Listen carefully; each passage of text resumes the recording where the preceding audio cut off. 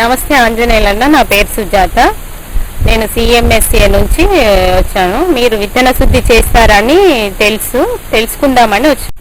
నమస్తే అమ్మ, నా పేరు ఆంజనేయులు. మాది తున్కిన్పూర్ గ్రామము, అడ్డాకల్ మండలము. సరే, విత్తన శుద్ధి గురించి ఆ విధంగా ఎలా తయారు చేస్తారో చూస్తానమ్మా. ఆంజనేయులన్న, విత్తన శుద్ధి ఎందుకు చేస్తారు? విత్తన శుద్ధి చేయడం వల్ల భూమి నుండి మరియు విత్తనం నుంచి వచ్చే తెగుళ్లను రాకుండా మనం అరికట్టవచ్చు. అన్న, విత్తన శుద్ధి చేయడానికి కావలసిన వస్తువులు ఏమిటి? బీజామృతం తయారు చేయడానికి 5 కేజీల ఆవు పేడ, 5 లీటర్ల ఆవు మూత్రం, 20 లీటర్ల మంచినీళ్లు తీసుకోవాలి. గుప్పెడు పుట్టమట్టి తీసుకోవాలి. అదేవిధంగా 50 గ్రాముల సున్నం తీసుకోవాలి. విత్తన శుద్ధికి బీజామృతము ఎలా తయారు చేస్తావు? 5 కేజీల ఆవు పేడను మనము ఒక పల్సటి గుడ్డలో మనము వదులుగా మూటగట్టి, ఈ విధంగా వదులుగా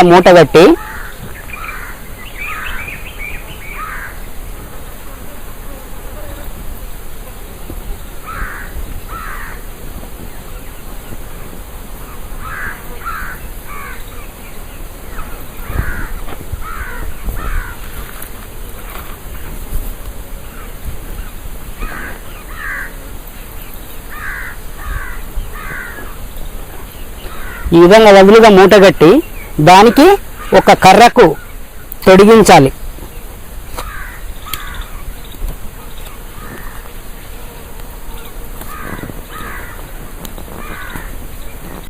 వదులుగా మూటగట్టినటువంటి ఈ పేడను మనం 20 లీటర్ల నీళ్ళల్లో ఈ విధంగా 12 గంటలు వేలాడదీయాలి.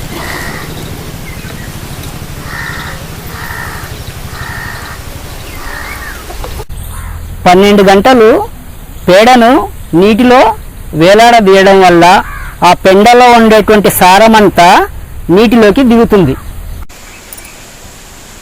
దీనికి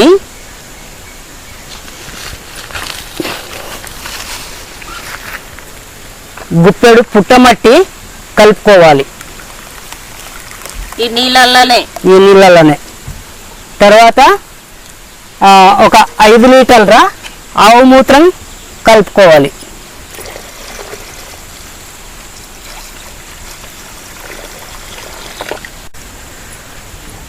50 గ్రాముల సున్నము కలుపుకోవాలి.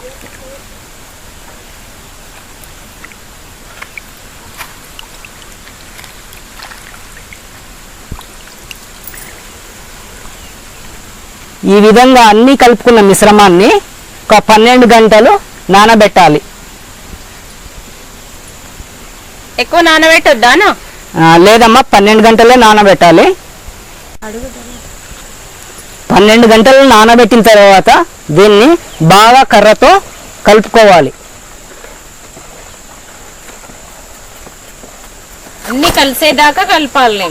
బాగా అంతా కలిసే వరకు బాగా కలుపుకోవాలి. అప్పుడు బీజామృతం తయారవుతుంది. అన్న, ఇదంతా తయారు చేసినావు కదా, ఈ మిశ్రమాన్ని తయారు చేసి ఏం చేస్తావు? అయితే ఈ విధంగా తయారు చేసుకున్నటువంటి బీజామృతాన్ని మనకు కావాల్సినటువంటి ఏ విత్తనాన్ని అయితే శుద్ధి చేసుకుంటామో ఆ విత్తనానికి నేను ఇక్కడ వడ్లు తీసుకున్నాను. వడ్లకి ఏం చేస్తాము, పల్సగా ఆ విత్తనం పైన చిలకరియాలి. ఆ విత్తనం పైన చిలకరిచ్చేసి దాన్ని బాగా కలుపుకోవాలి. మనం కిందికి పైకి కలుపుకోవాలి. విత్తనానికి బాగా పట్టే విధంగా, బీజామృతం పట్టే విధంగా దానికి బాగా కలుపుకోవాలి. ఈ వడ్లకు ఒక్కటే చేయాలన్నా ఏ విత్తనానికైనా చేసుకోవాలి? అన్ని రకాల విత్తనాలకు విత్తన శుద్ధి ఈ బీజామృతంతో చేసుకోవచ్చు.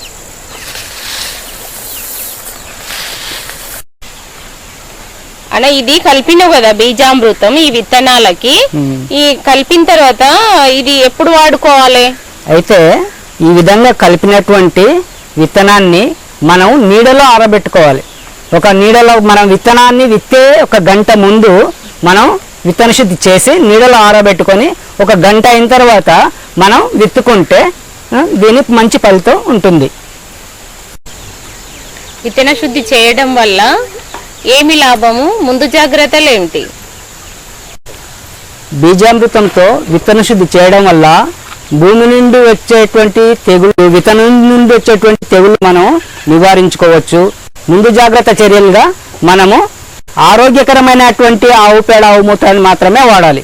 ఇంకా ఏంటంటే మనం ఇక్కడ 50 గ్రాముల సున్నాన్ని మాత్రం తప్పనిసరిగా కలుపుకోవాలి.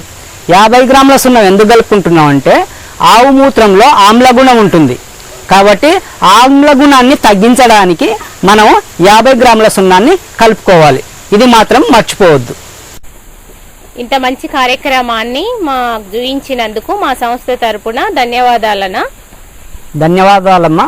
నేను చూపించడమే కాదు, ప్రతి ఒక్క రైతు ఈ విధంగా పాటించి ఈ మంచి ఖర్చు లేని పద్ధతిని మీరు చేసుకుంటారని నేను ఆశిస్తున్నాను.